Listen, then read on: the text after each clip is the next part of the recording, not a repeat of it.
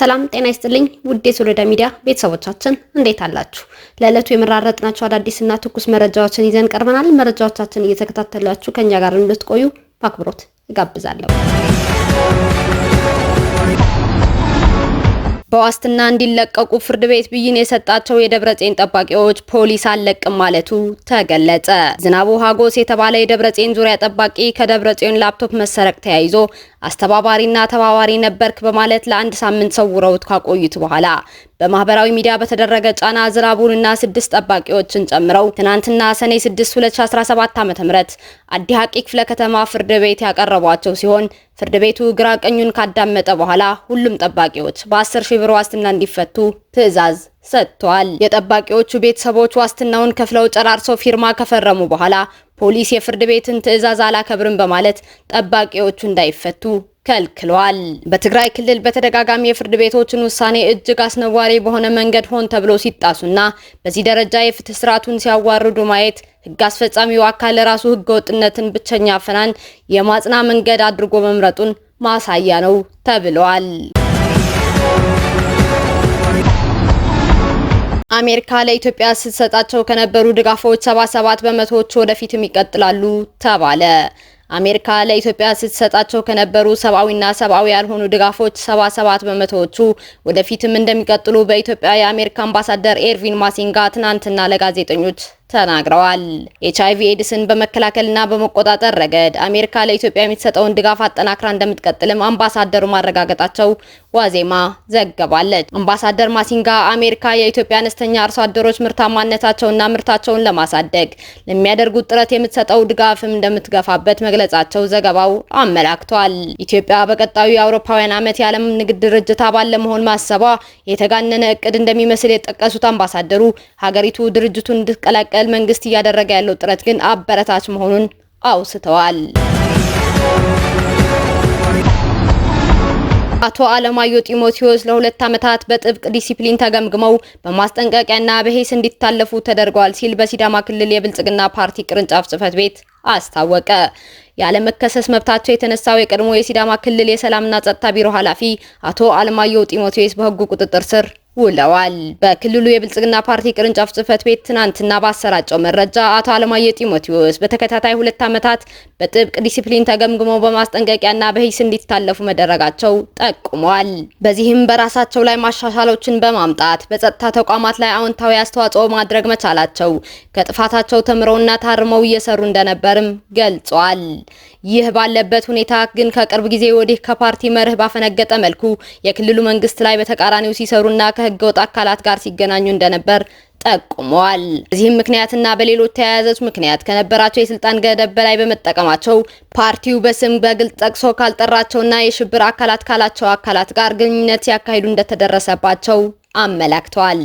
በዚህም የተነሳ ሲመሩት የቆየው ተቋም መጥራት ስላለበት በፓርቲ ማዕከል ሰነድ ተዘጋጅቶ ከጸጥታ አመራሮች ጋር በመነጋገር ሰፊ ወንጀሎች ሲፈጽሙ እንደቆዩ ማወቅ እንደተቻለ በቀጣይም የማጥራት ሂደቱ በፓርቲው የአሰራር መሰረት እየተካሄደ የሚዘልቅ እንደሆነ ገልጸዋል። አቶ አለማየሁ ጢሞቴዎስ ምንም እንኳን ምክርና ተግሳጽ ቢሰጣቸውም የግል ጥቅማቸው ለማግኘት ሲሉ በኮንትሮባንድ ንግድ፣ በህገወጥ መሳሪያ ዝውውር፣ ስልጣንን ያለአግባብ መጠቀም፣ የስርዓት ግልባጣና በሌሎች መሰል ወንጀሎች በመጠርጠራቸው ያለመከሰስ መብታቸው ተነስተው በቁጥጥር ስር እንደዋሉ አሳውቋል። ቀጣዩ ሂደትም የፍርድ ቤት እንደሆነም ጠቁመዋል።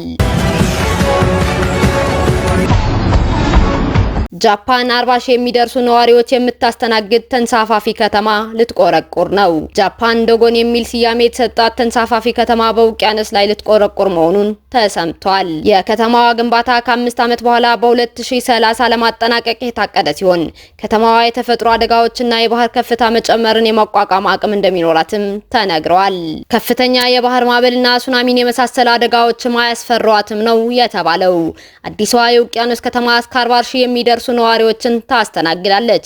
ተንሳፋፊዋ ከተማ የመኖሪያ አካባቢዎችን፣ ሆስፒታሎችን፣ የንግድ ቦታዎችና የምርምር ተቋማትን የምታካትት ሲሆን በዚህም በውሃው ላይ ራሷን ችላ የበለጸገች የከተማ ማዕከል ትሆናለች ተብሏል። ዘላቂነት በዶጋን ከተማ ዲዛይን ላይ አስኳል ጉዳይ ነው። ከተማዋ የአካባቢ ተጽዕኖዋን ለመቀነስ በታዳሽ የኃይል ምንጮችና በአካባቢው የምግብ ልማት ላይ የምትመረኮዝ እንደምትሆን ተጠቁሟል። ከአዲስ የፈጠራ ገጽታዎቹ አንዱ የውሃ ውስጥ መረጃ ማዕከል ዳታ ሰንተር ነው። ከተማዋ በተራቀቁ ቴክኖሎጂዎች የታገዙ መሰረተ ልማቶች የሚዘረጋላት ሲሆን ከነዚህም ውስጥ የሮኬት ማስወንጨፊያ፣ እጅግ የዘመኑ ሆስፒታሎችና ስማርት የጤና አጠባበቅ ቴክኖሎጂዎች ይገኙበታል። ይህም ለወደፊት የከተማ ምስረታና ኑሮ አይነተኛ ሞዴል ያደርጋታል ተብሏል። እስራኤል በመላው ዓለም የሚገኙ ኤምባሲዎቿን ዘጋች። እስራኤል በኢራን ላይ የፈጸመችውን ጥቃት ተከትሎ በመላው ዓለም የሚገኙ ኤምባሲዎቿንና የቆንስላ ጽሕፈት ቤቶቿን በጊዜያዊነት ዘግታለች።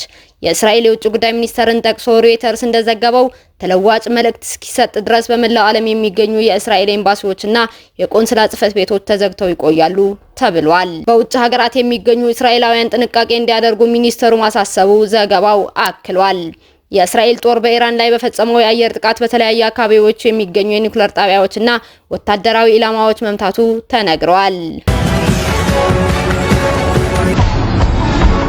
የአሜሪካ ውጭ ጉዳይ መስሪያ ቤት በኢራን ለሚገኙ ዜጎቹ ማስጠንቀቂያ ሰጠ።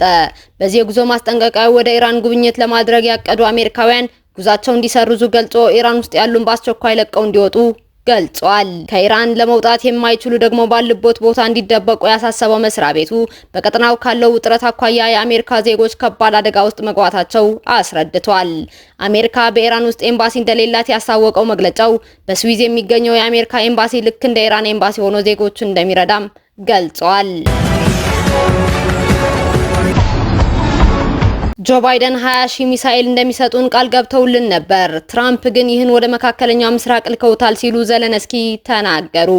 የዩክሬኑ ፕሬዝዳንት ዘለንስኪ ከአሜሪካው ኤቢሲ ቴሌቪዥን ጋር ባደረጉት ቃለ ምልልስ የዩክሬን መንግስት ከቀድሞ የአሜሪካ አስተዳደር ጋር እነዚህ ጸረ ድሮን የሆኑ 20 ሺህ ሚሳኤሎችን በተመለከተ ውል መፈጸሙን ጠቅሰዋል። ይሁንና የትራምፕ አስተዳደር ግን ሚሳኤሎችን ወደ መካከለኛው ምስራቅ እንደላካቸው ገልጸዋል።